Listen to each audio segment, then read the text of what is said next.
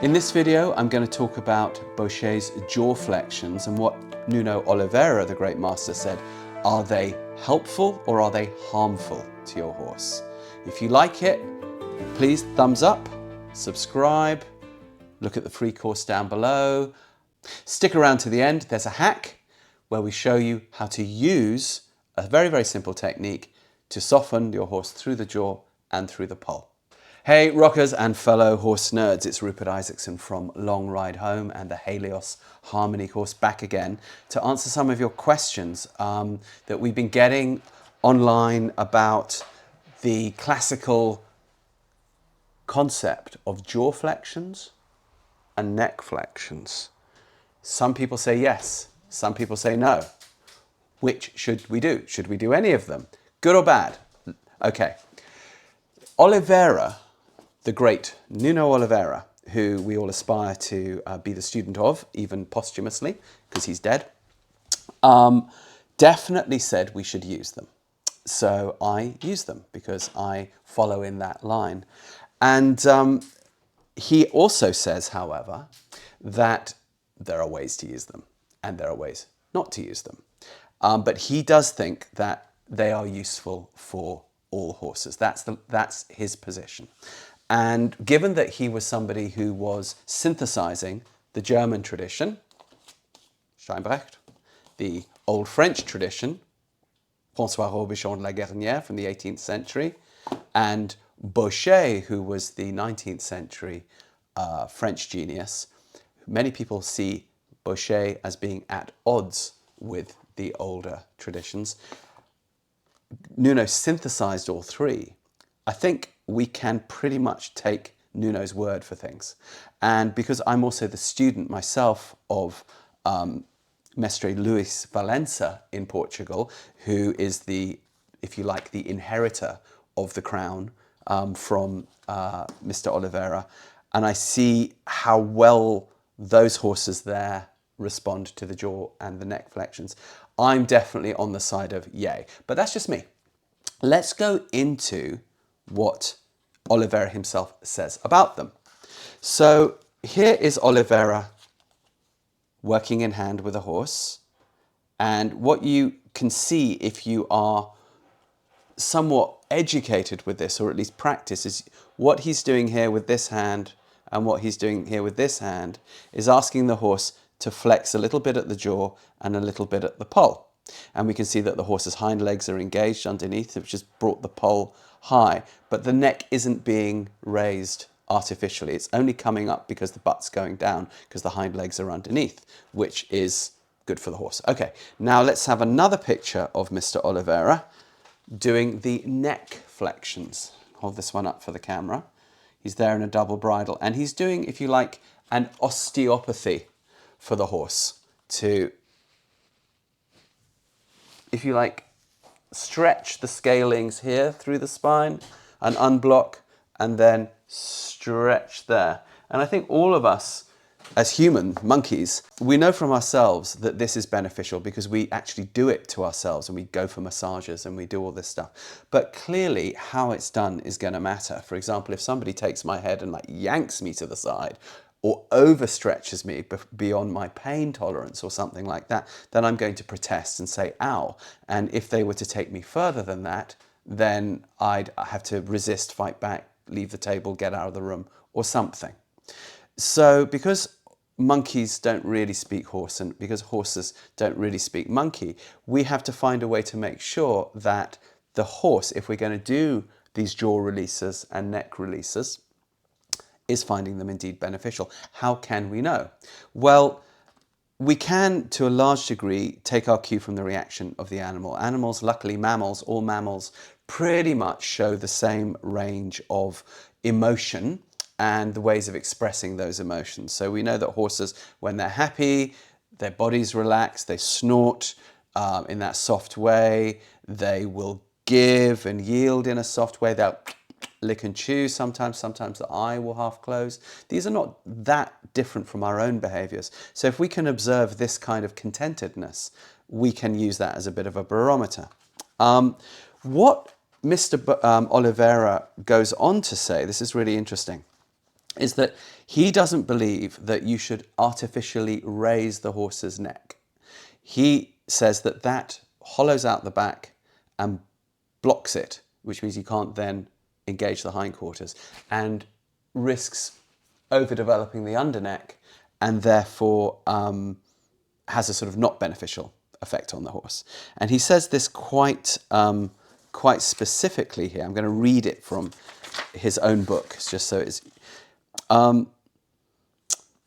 He says here, the excessive raising of the hand rather than the engagement of the haunches obtained by seat and classical suppling, this artificial raising of the hand blocks the horse's back.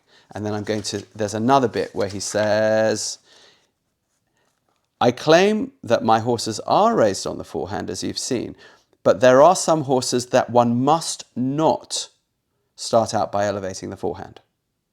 They are the ones with the necks that are thick, short, or ewe-necked, and or have a concave back and weak hocks.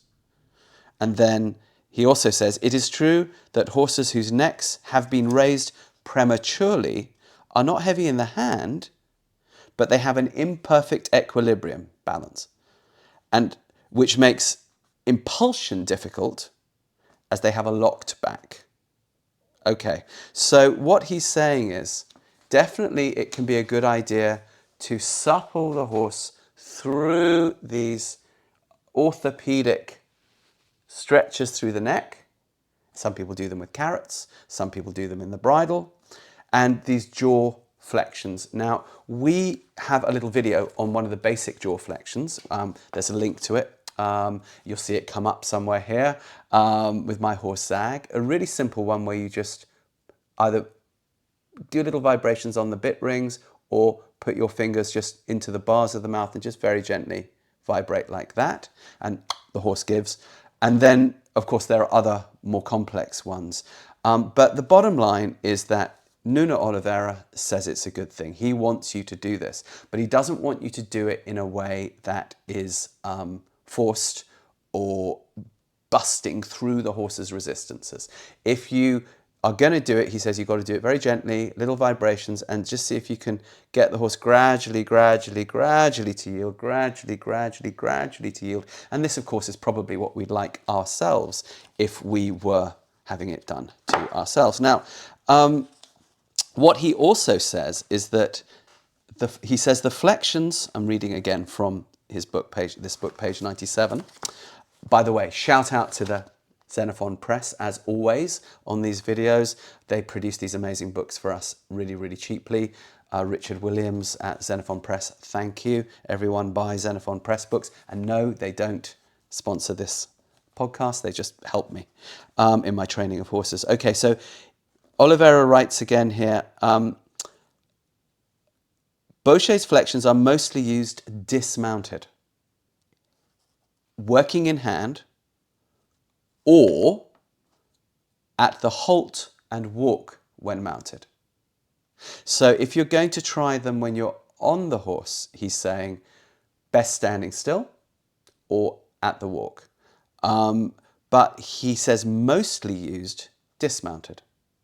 So either standing still or during the in-hand work. We have tons and tons of videos on the in-hand work, so go have a look at those. So that is what the great man himself says. So he says, he gives us a thumbs up. We happen ourselves to be on Team Oliveira because we found that it just has a universal beneficial effect. And it's not just for the Iberian horses, of course he was Portuguese. This horse that he's with here, even though it's looking so graceful, was not actually an Iberian. This was a Russian, not very good warm blood called Boucher, who was his last horse, who he got specifically for the fact that it had all kinds of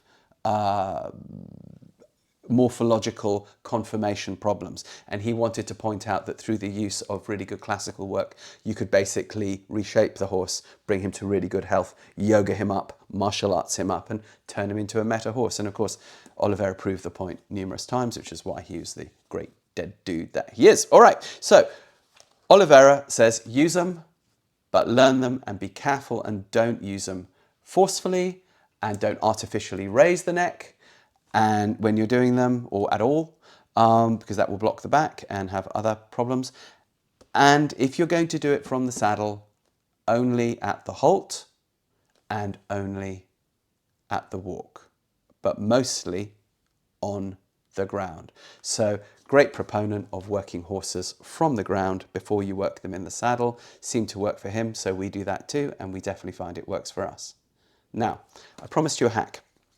Okay, so a hack at the end is both Boucher and 100 years before him, La Guerinière, talk about when you open your wrist like this, raise the inside rein a little bit and open the wrist a bit like this, you can release the horse's jaw and a little bit the poll in the neck.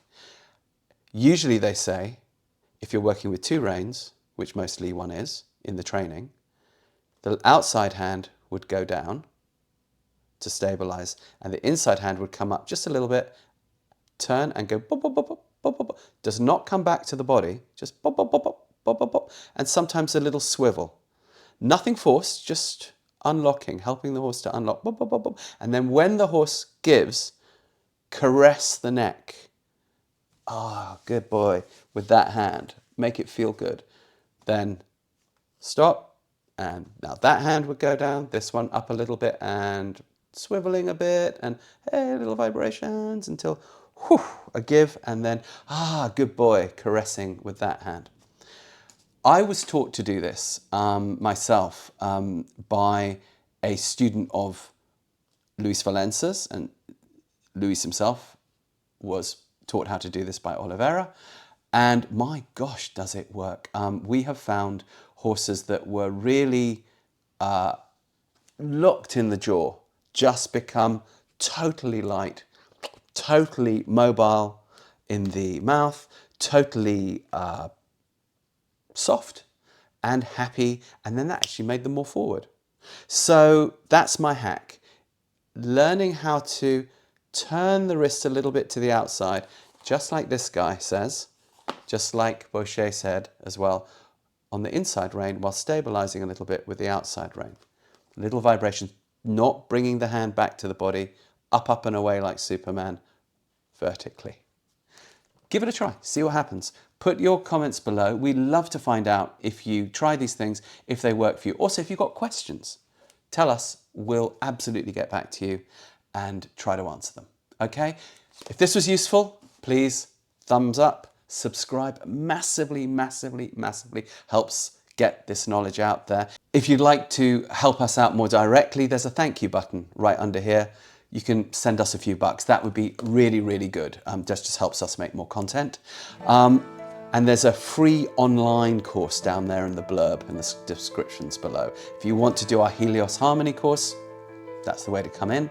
And if you want to come and ride with us and train with our ponies where we are, of course, just write to us. The email link is on that website where that free course is below. Get in touch with us. We'd be happy to hang out.